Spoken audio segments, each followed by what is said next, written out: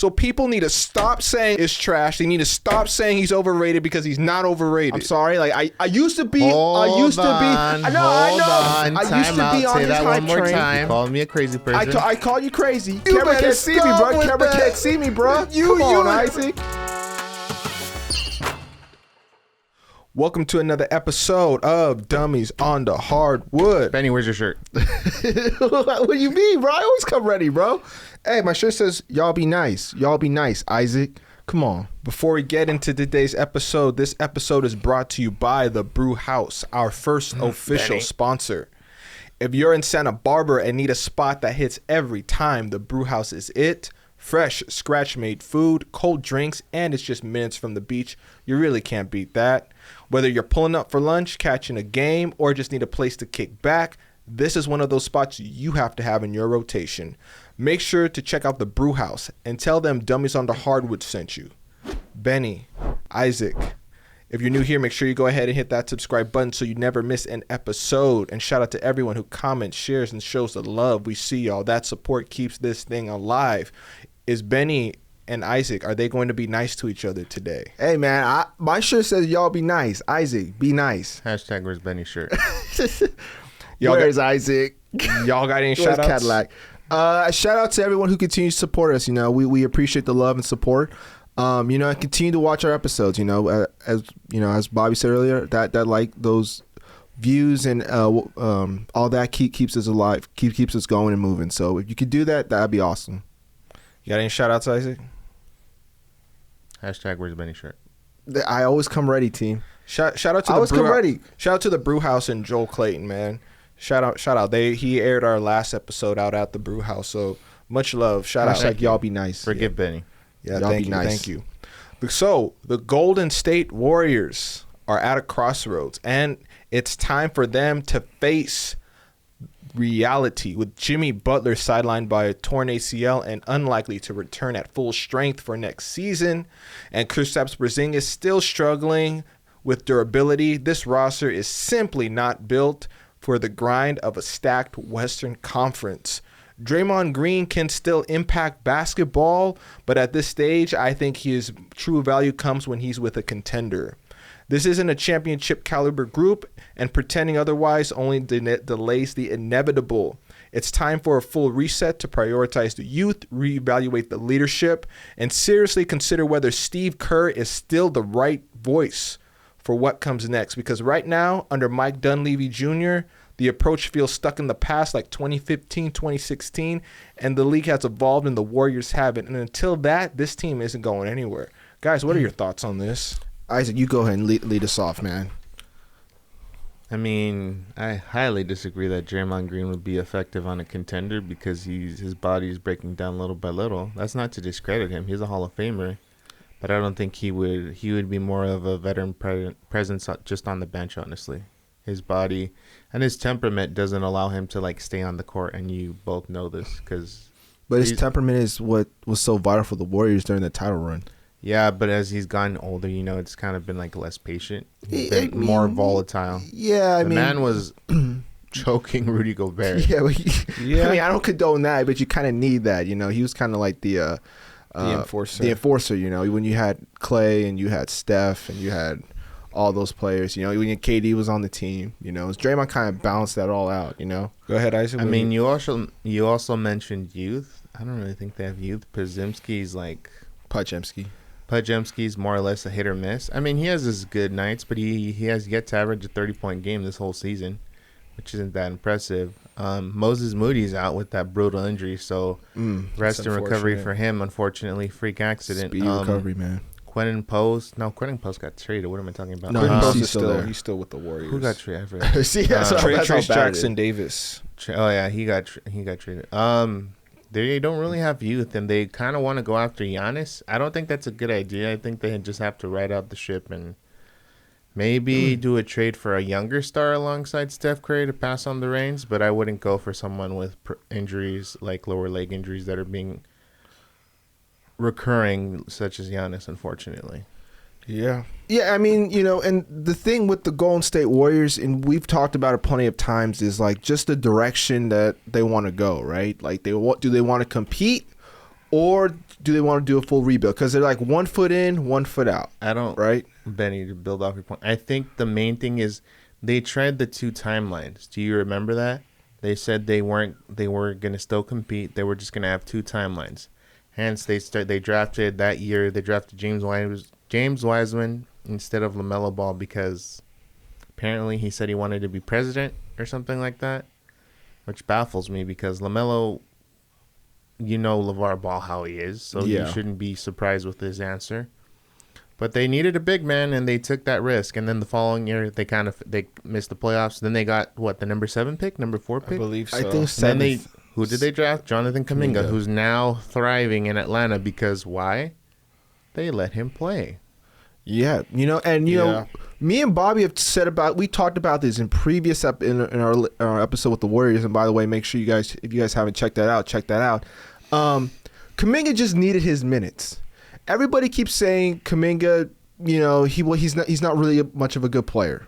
I highly disagree with them. Yeah, he's a very streaky player. I will say that. But once he finds his footing, I think it's game over. His motor's questionable at times too. I agree. There are times when you have to deal with that kind of game. Like you have to play with that uncertainty, unpredictability. Like Draymond, you don't know when he's gonna pop off and just like hit 3 threes. Yeah. Hit 3 threes. Yeah. You just got to take that risk. But Steve Kerr, any little mistake, automatic bench, which I don't think was fair for Kuminga because he was a rookie. So you pretty much belittled him and destroyed his value. And at some point, the Suns wanted to trade, I think it was their number 3 pick or something like that. A top 10 pick and a player for Jonathan Kuminga. The Warriors said no. Yeah. I remember that trade. I'm pretty sure they regret that. Yeah. Who did they trade for? Remind me who they traded for?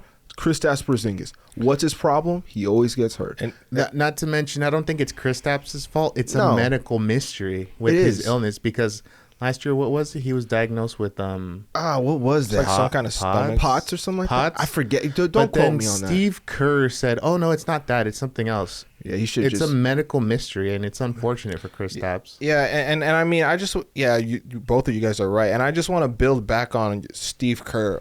I do not think Steve Kerr is the right fit for the Warriors. I agree. I think they need to move on from Steve Kerr because remember what he said about Jonathan Kuminga. He said if Jonathan Kuminga we didn't play him basically because he didn't fit our timeline. He wasn't. That makes no sense. And it just made no sense. But yet you play Guy Santos. You play no disrespect to Guy Santos, Moses Moody, Quentin Post, Pajemski, all younger players, but you didn't play Kuminga.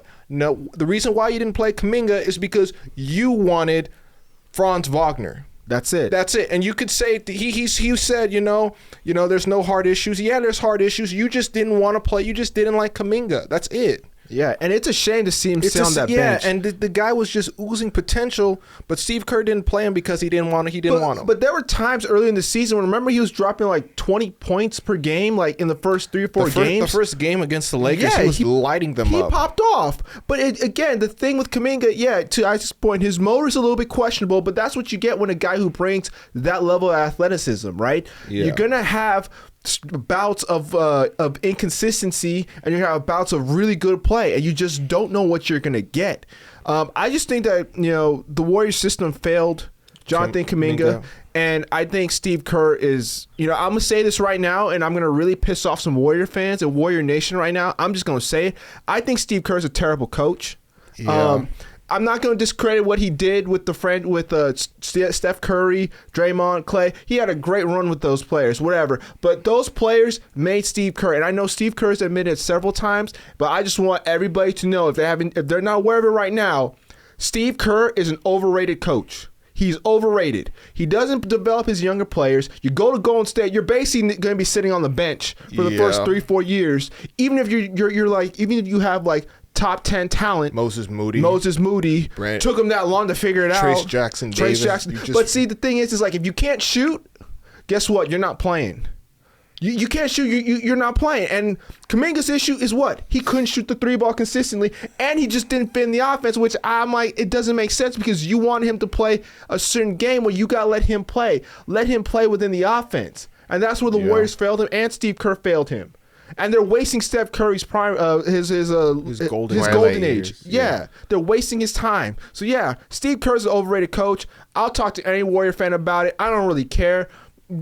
This isn't 15 or 16 anymore. Move on. You guys are not coming out the West. I'm tired of hearing conversation with Warrior fans on TikTok talking about they're going to come out the West or, oh, we're going to be in the playoffs. No, you're not. You're not coming out the West. So long as the Lakers, Nuggets, anybody else, Spurs, Thunder, anybody else besides you guys are not coming out. You guys are a bottom feeder team out West. I say you start over and rebuild, tear that roster apart, trade Draymond, and start over. I think signing Guy Santos was questionable. But I didn't like the signing. I didn't agree with it because you signed somebody over Kuminga because Steve Kerr basically Guy Santos played over Kuminga. I thought that was disrespectful. That was terrible. Disrespectful. But the other thing, I know I'm going off on a rant, but I have to make this point clear. Why in the world would you bring almost a 41-year-old player, now Horford, and there's no diss to him, talented player. I loved him when he was on Boston. Why would you bring in Al Horford when the whole point was to develop Quinn Post and use him as your stretch big? Can somebody please explain that to me? Then you also get Kristaps Porzingis. So what happens now? Post is not even playing in games. I'm looking at some of these games. I'm like, he's not playing. He's not developing as much. And anybody can tell him, oh, he gets this minutes, this, that, and the third. No, he's not getting consistent. Because why? Because it's Al Horford or Kristaps Porzingis taking over his minutes, his developmental minutes. He needs those minutes. And obviously Horford's been out with injury recently. But I don't understand the direction. I don't. Someone please explain to me. I'd love to have a Warrior fan come and talk to me about this. I'd love to have a genuine conversation. Because, quite frankly, the Warriors really pissed me off. Mike Dunleavy Jr., as a GM, he don't know what the hell he doing. He really doesn't. He really needs to go back, go to Cabo or something. Because he is not the person for the Warriors. I'm sorry. That's my little rant for the Warriors. I'm done. Go ahead, Isaac. I mean, I think the bigger issue that we've been covering is there's a big disconnect between the front office and the coaching. Yeah. I mean, exactly. You hired a rookie executive, and what trades have you made? You've Nothing. Kristaps Porzingis, you've signed Al Horford. Let's be honest. This happened once Bob Myers left. Pretty much, he kind of kept a tight ship. He kind of listened to the players, but he knew what to do in the moment. Exactly. Mike Dunleavy is not familiar with any position. There's a big disconnect between them and the coach. I mean, Bob Myers, I feel he communicated more with Steve Kerr. He knew what he wanted. He knew what to do. He knew how to get Andre Iguodala, Sean Livingston, David West, all those players. Yep. He knew what they needed. But the minute Bob Myers left, you're dealing with the rookie executive who... The first thing he probably did was the worst thing was he signed Jordan Poole to a max contract. That was terrible. Then proceeded to trade him away to New Orleans for pretty much Chris Paul. And then they proceeded to sign Draymond Green to a 3-year max contract. Why? And what has that resulted in? Play-in, first-round exit, play-in most likely. They're getting booted out the play. I mean, that's the big disconnect. I feel they need a major shakeup in that organization, or they need to bring Bob Myers back, which I don't think is going to happen. Yep. They need someone experienced, and they probably, unfortunately, do need to get rid of Steve Kerr and start with a new start over. Yeah. I know that's probably not what Warriors fans have to want to hear, but you have to start over, unfortunately, because if there's that disconnect, they'll probably end up like the Chicago Bulls. Yeah. There's a front office, there's a coach who pretty much is probably going to leave probably in the offseason because I heard a college is interested in Billy Donovan, and they're not going anywhere. They're not doing anything. He just did, but I think this is the last year of his extension. Oh, well, I thought he signed an extension. Oh. Yeah. Anyway, and I think all of us here at this table can agree the Golden State Warriors are nothing without Steph Curry. Steph Curry is single-handedly the Golden State Warriors. Without him, Warriors don't exist. Draymond's on the floor. I love Draymond as a player, but he's not carrying your team. He's more of that glue guy, right? So long as Steph Curry is out, the Warriors are gonna be stuck in mediocrity. I mean, the only real bright spot, Podziemski looks nice. LJ Cryer's been getting some Nice. decent minute. He looks nice. He's nice for the Warriors. He's nice for the Warriors. Let me backtrack. He's nice for the Warriors. He's nice for the Warriors. Nice for the Warriors. Until he gets traded in the offseason. LJ Cryer's looking good. Will Richards, my favorite rookie. He looks really nice for the Golden State Warriors. I think that's a bright spot. Yeah. But Guy Santos again, like I know I back on the guy. I'm just gonna have to keep it a buck. I just have to be honest with you. Why in the hell did you give Guy Santos that 3-year, $15 million contract, and you play him over Jonathan Kuminga? Inexperienced. That like I said earlier. Yeah, Like, it's help inexperience. me understand it. hey, it could be worse. You could trade Steph Curry for a bag of peanuts, like we traded Luka for a bag of peanuts. Like Joe Lacob, you need to let go of Mike Dunleavy Jr. and Steve Kerr and just blow this whole thing This up. isn't 2015. It's not working anymore. It's not 2016. It's over. It's done. You gotta blow it up. Warrior fans, get over your feelings. You're not getting out of the West. I'll give the Clippers a better chance of winning over you guys every day of the week. Well, yeah. Even without Kawhi Leonard, I'll give it to the Clippers. What do you look at me for? What are you looking at that? I said, come on now. What about that? You're delusional. Isaac. I mean, I don't know if you guys heard. This is the one with no Brewhouse shirt. Come on, man. Y'all be nice. Hashtag I don't give a Isaac damn. be nice. We start a trend. Made me lose my train of thought. Steph Curry was interviewed recently the other day. They asked him if he would ever entertain playing for Charlotte. The interesting thing is he asked his dad, like, would you ever let me borrow your number if he came over to Charlotte? And his dad said yes. Oh my Which was God. interesting because you compare the two. Del Curry was a legend in Charlotte. So imagine a Curry back there in Charlotte. You know before then Steph Curry would never, ever, ever. He would shoot that down immediately. Yeah. But the fact that the Hornets are super hot right now and that team is looking great and the Warriors are looking like a directionless franchise, It might tempt them. it might tempt them to be like, hey, Play my I last wanna 2 go home. years. Play my last 2 years out there. I was just gonna ask you guys, It's crazy. do you think that Stephen Curry will go back and play for his hometown of Charlotte? well, the rumor is that LeBron James and Giannis are on the Warriors' radar. But come on, LeBron's going to be 42. God. Giannis has reoccurring leg issues. I mean, there's not much else. Pajemski is going to be your savior. Guido Santos. I know I said it wrong. I'm sorry. He said Guido. How do you say it? Guy Santos. Gise. Oh Guido- my God, I'm so sorry. Guido No Santos. disrespect, I swear. It's all good. See, that's how much I watch Warriors games, unfortunately. It's true. It's just unfortunate. I feel they need like an executive, not Nico Harrison. Insert Nico Harrison joke here. Yeah, it's just unfortunate. Like, we could possibly maybe there's a possibility that the Hornets could end up with Steph Curry in his twilight years with Con Knippel. I would love to see that shooting man, backcourt. I would not love to see that as a Celtics I'd love fan. to see that. I wouldn't I'd want love to see the that. Charlotte Hornets. But I will say this though, because we are talking about, Nico Harrison and front office. Go ahead. I just want to make a quick point on that before I go back to my take. But Nico Harrison, I think, would do a better job at running the franchise. No. Yeah, he would. No. I think he would do a definitely better job. Yeah, he'll give you one finals run, and then he'll trade Steph Curry away for a quarter. No, I think he's going to trade. He's going to get rid of some pieces that aren't necessary, like Draymond. He'll trade Draymond. I think he'll trade. I think he can, trade Pajemski, get some good pieces back, because that's what the Warriors need to do. So do you think, Benny, that Stephen Curry plays out his final years in Charlotte? I say he plays maybe a year or two out there. Was he 38? 38, 37, isn't he? 37. I mean, it's still not. He's still not that old. But I mean, like, I think he spends maybe a year or two out in Charlotte. I mean, I could see him doing that. I mean, do I want it? No, but I think personally, I think he's a Warrior for life. He just turned 38. Yeah, he's 38. I think he's a Warrior for life.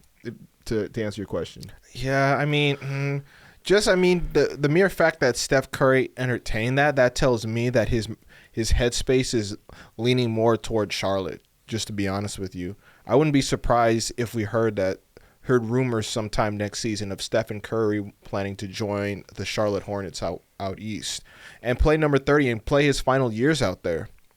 You know, that's what I honestly think.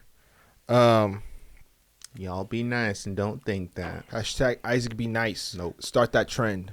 So if the Warriors decided to stay in win now mode, what upgrades do you think or key pieces do they need to remain legit? Everything. Everything. You need to get rid of that roster. They don't have the cap space. They don't have the flexibility. But see, yeah, Mike Dunleavy's going to be stubborn. He's going to be dumb. And he's going to hold on to his pieces when someone's just giving you a first, like a lottery pick.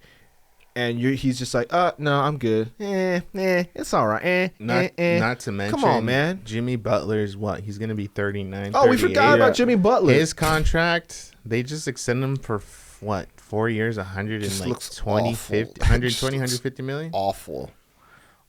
If you had to pick a player that would fit well with the Warriors, I think Michael Porter Jr. would fit well with the Warriors. Anybody. Yeah. Anybody.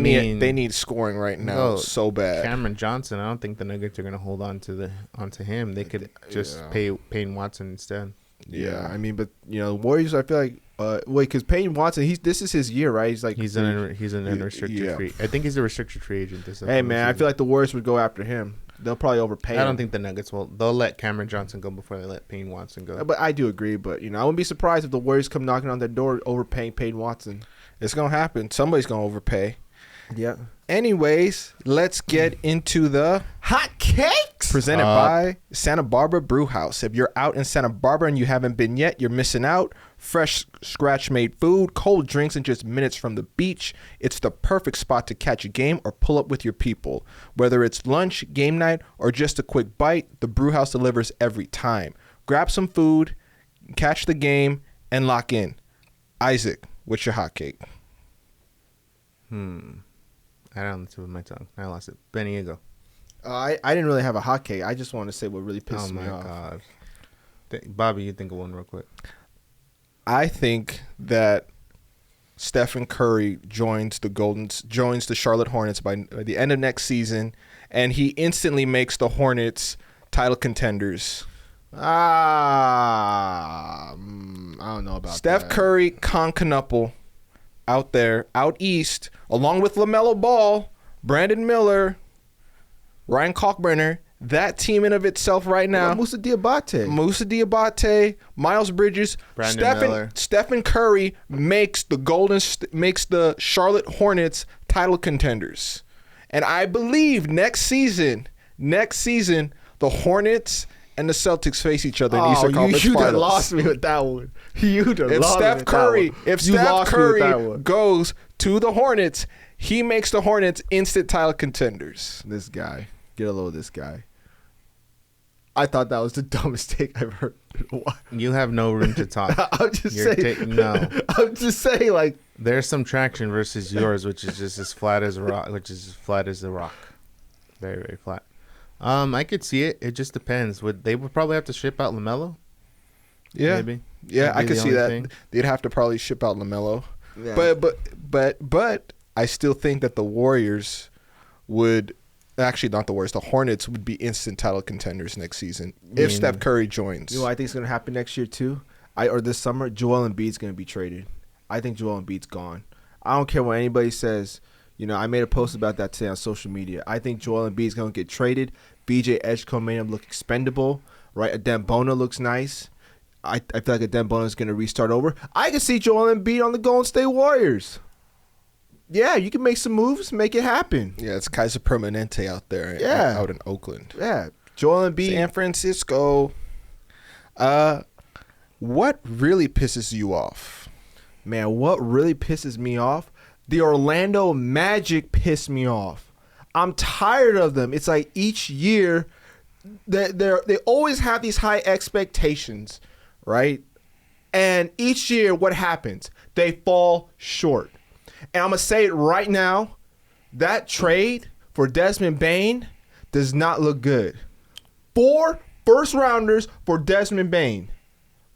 4 first-rounders. Are you kidding me? Yeah, 4. Yeah, if you don't remember, it's 4. So what I have to say is this. I think at the end of this year, Jamal Mosley's getting fired. He's done. I mean, Orlando's not going nowhere. They're 8th in the East. They stink. Paolo Banchero is overrated. I'm sorry. Like I used to be. Hold on. Time out. Say that one more time. I used to be on his hype train. You called me a crazy person. I call you crazy. I still think you build around him more. No. Right? Absolutely. But not. he's definitely an overrated superstar because today's game, as we currently speak, you know, they played against the Hawks, right? And the Hawks are hot as of right now. He had 3 of 11 or 3 of 9, 11 points. Just the other day, they got smacked up by the Toronto Raptors by I think 52 points. How much did 31-0 run. How much did Paolo have that game? I believe he had 9 points that game.